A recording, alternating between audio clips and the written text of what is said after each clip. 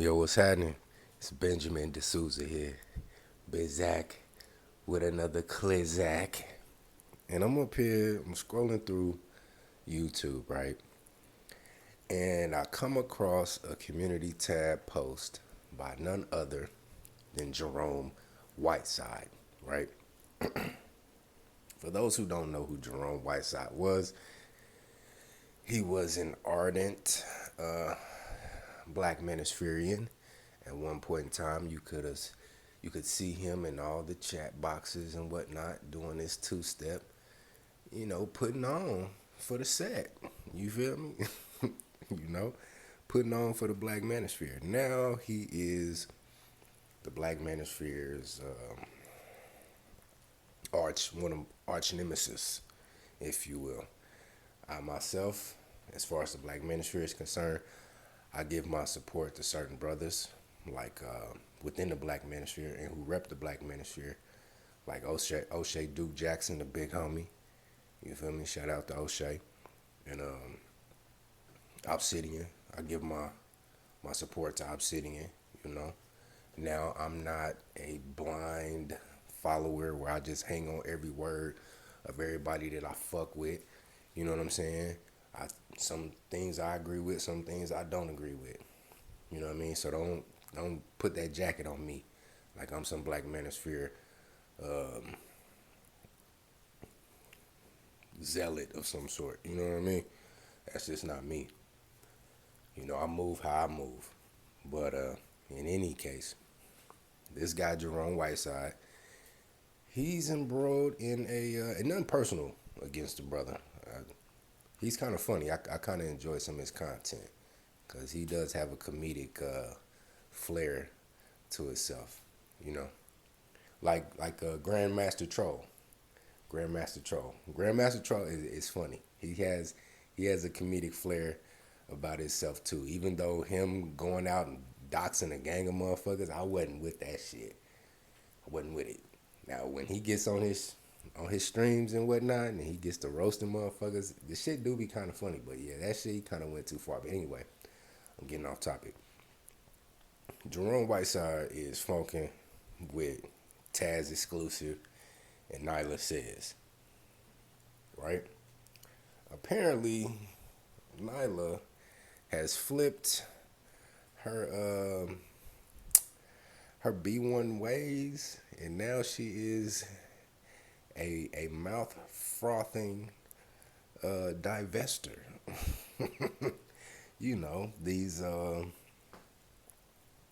These abort black boys type of zealots, those, right? And Jerome Whiteside is going back and forth and shit with that camp over there with Taz and Nyla and shit. And I'm of the mind, this is me. This is why you won't find me. You won't find me in the comment sections, in the chat rooms. You won't find me on a panel with one of these divestors. I'm not finna go back and forth with them at all. Because I'm of the mind, hey, if it's up, we ain't got shit to talk about. You feel me? We ain't got shit to talk about. It's up. Whenever I see somebody on YouTube or anywhere on social media and their handle or their screen name is divested such and such, you just let me know that you are op. You are op. And it's up. Now, before I go forward, let me just give a disclaimer. Brothers, this is not for you or for anybody to go out and use this as an excuse to commit violence against a particular demographic of people. You know what I'm saying? That's not what I'm preaching. That's not what I'm on.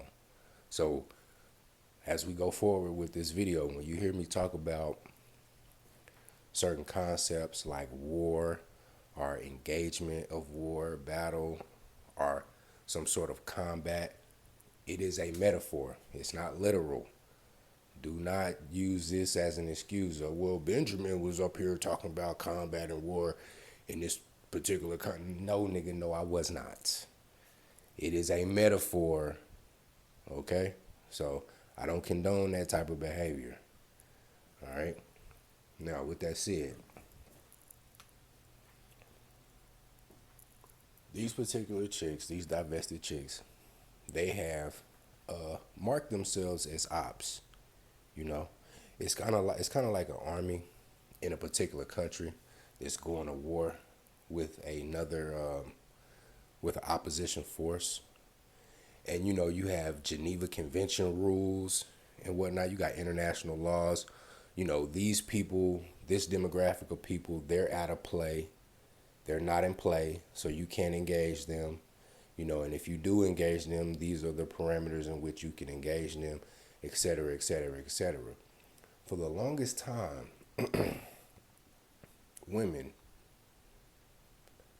B-dubs in particular, have been not in play. They have not been in play as far as this this theater of war over wealth and resources. You know what I'm saying? It's for the long it's as long as I've been alive, it's been women and children first. You feel me? It's been women and children first. If you born in the mid '80s, you heard that shit your whole life. If you on a sinking ship, who goes first? Women and children. If there's a fire in a building, who goes first? Women and children. If there is some sort of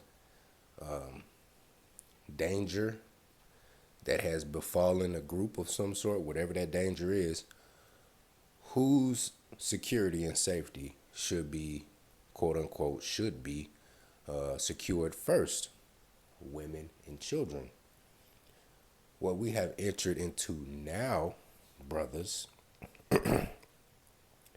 is a time and an age where women have, how you say, put themselves into play. So now we can't say women and children first. We possibly could say children first, you know. Now, I'm not speaking in absolutes because I don't think that brothers should compete as hard with certain women who show themselves to not be adversarial towards you. But when you have a certain demographic of woman who is showing complete disdain for you and complete disregard for you, and they have shown themselves to be your opposition, they are the opposition force opposing you, then yeah. When we enter into this arena, this warfare over wealth and resources, they are the ops, and you need to treat them as such, you know? Now, what's funny, this is what's funny, because the reason why I don't really go back and forth with these divested motherfuckers is because I'm of the mind, and I've been this way my whole life, is that when the funk crack, we ain't got shit to talk about. It ain't nothing to talk about after that. You know what I'm saying? It's time for some action. Time for some action. You know what I'm talking about? Just like back in AIT, right? I want to say, matter of fact, it was about a year ago. Last January, I was in AIT, right? This particular brother, and he was a brother, dark-skinned brother, you know, and he had done something where he crossed the line with me. You know, I don't mind motherfuckers talking shit. You can talk shit all you want to. But when you cross a certain line and you infringe upon my personal space, I'm going to let you know you fucked up. So I told this brother, I said, hey, after this formation, bruh, you need to meet me in building such and such. I'm in room 339. We need to handle this, man. You know what I'm saying? And after that, I was done talking. I was done talking. He kept on, we still in formation. He still bumping his gums, running his mouth like his single mama talking shit to her baby daddy in the projects. He's still running this motherfucking mouth. I'm not saying nothing, bro. I didn't say a motherfucking thing. I didn't even say shit up until the motherfucking point we started throwing blows. And I had to put my motherfucking hands upside his goddamn head. And even then I wasn't talking. Even then. When I'm looking at this motherfucker in my room with his mouth bloody and he got his hands up, breathing, man, you done? You done? And I'm shaking my head no, like, no, nigga, I want some more. I'm taking some more out your motherfucking ass is what I'm about to do. I still didn't talk. When he asked me, nigga, you done? I just shook my head no, nigga, and came in and got to dropping more blows on this motherfucker. There ain't no talking at that point. You know what I'm saying? When it's up, there ain't no talking. I don't do no talking. We getting straight to the business, man. We getting straight to the turkey, man. You feel me?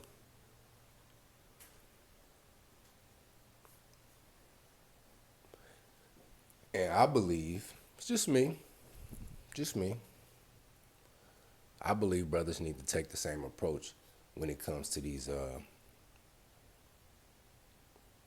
divested chicks. Brothers spend an inordinate time because the Jerome Whiteside community tab, he was taking shots at Nyla, right? And then a divested chick come on the post and she get to talking shit to him.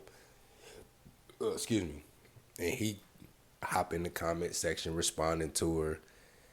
And of course the usual divested rhetoric. You're dusty, you're conquered, you're a dusty beta male king and all this other shit.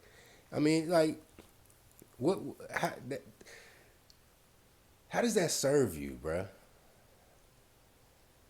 It doesn't. There's nothing to talk about at that point.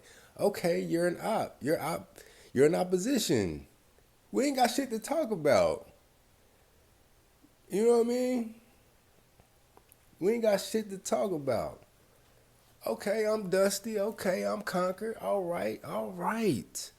Well, guess what? When we get out here in this battlefield, in this war for wealth and resources, guess what? When I see you, I'm going to treat you. I'm going to treat you. Because for the longest, boys have been conditioned not to view women as competitors. You don't hit girls. That's a girl. Don't do that. Lil Jamal, you being too rough. We've been conditioned since we were little boys not to engage you motherfuckers. This is what they don't understand. They have been lulled into a false sense of security because many men have been conditioned not to go at them in the competitive manner in which they would go after another man. Now, in 2021 going into 2022, the disrespect is so flagrant. It's so in your face. If you are a brother defending these disrespectful banshees, you need to really reevaluate your life because they've made it abundantly clear that they are opposition. So now we need to take the gloves off. And I don't think that these females quite understand what they're doing. They don't quite know what they're doing, because I've been embroiled in fervent competition since elementary school, since kindergarten, since the days of dodgeball and kickball and shit. From elementary school, getting into fist fights on the block, all the way up through middle school, high school, up until now. When that switch gets flipped and I go into destroy my opponent and whatever we're engaging in, whether we're playing spades, shooting dice, thumb wrestling, playing Madden, playing a pickup game of football, or a pickup game of basketball, or what, boxing, wrestling, whatever when that switch gets flipped, it's up. It's up. And now, me as a grown man, I am in the realm of competition for wealth and resources and power and whatnot. I'm going to take that same competitive fervor and I'm going to direct it at everybody whom I need to direct it at. So if you are opposition, you're going to get this smoke. You're gonna get this smoke. And it is my personal belief that not all brothers, but if enough brothers carry this mindset, bro, you won't hear from these divested heifers within the next 5 years. You won't hear a peep from them. They'll be the most goddamn meek, soft-spoken bitches you'll ever see in your life. You won't even hear a goddamn peep out their ass. If brothers en masse say, okay, all right, you black females, you want to compete? All right, let's compete. Let's compete. And I don't think these females quite understand what they're doing. You know, it's like that. What's that one song from TikTok? You have invented a new kind of stupid. A damage you can never undo, kind of stupid. Open all the cages in the zoo, kind of stupid. Really, you didn't think this through. Kind of stupid. You know? I mean, it's easy to pop off and to talk a whole bunch of shit to a motherfucker whom you think he ain't gonna hit you back.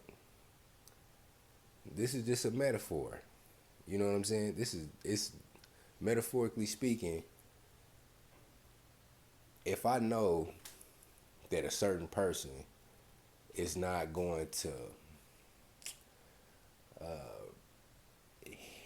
strike me or return in kind or retaliate in a certain manner, then I know I can talk to this motherfucker however I want to. Cause nigga, your hands is tied. You not finna chunk them. You not finna do none of that shit. So I'm gonna sit up here and talk to you crazy. And what we have here is a situation where these chicks, they really think.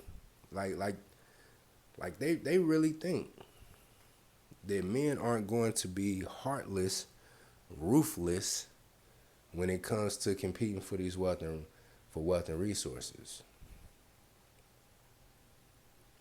I'm already on it.